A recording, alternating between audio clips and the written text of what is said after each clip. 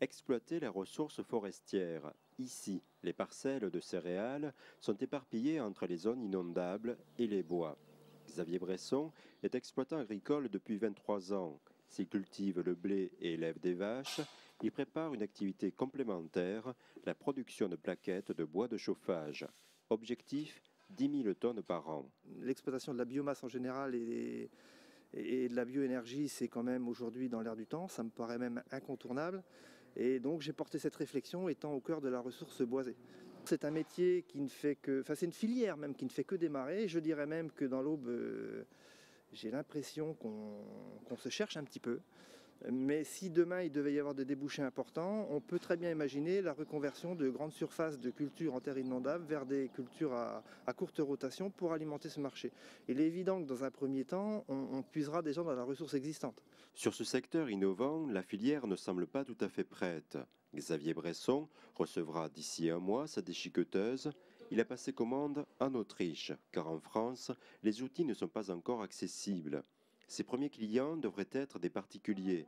Un marché insuffisant pour rentabiliser son activité. Xavier a du mal à fonder un partenariat avec les forestiers. Ce qui pose problème aujourd'hui, c'est l'insuffisance de la demande. Lui, ce qu'il a besoin, et c'est ce qu'il a dû vous dire, c'est des garanties de marché, je dirais pour le mois qui vient, et qu'on lui garantisse l'utilisation de sa machine à temps plein pendant les 3 années qui suivent.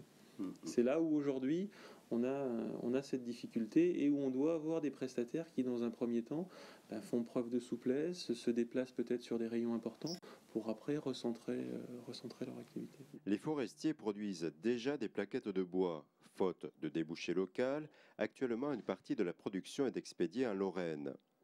Pour les propriétaires des forêts, le marché de la plaquette n'est pas très rémunérateur. Sur un arbre, en proportion de prix, le tronc est utilisé pour le bois d'œuvre, il est revendu 100 € la tonne. Pour 10 € la tonne, les branches servent à la production de pâte à papier.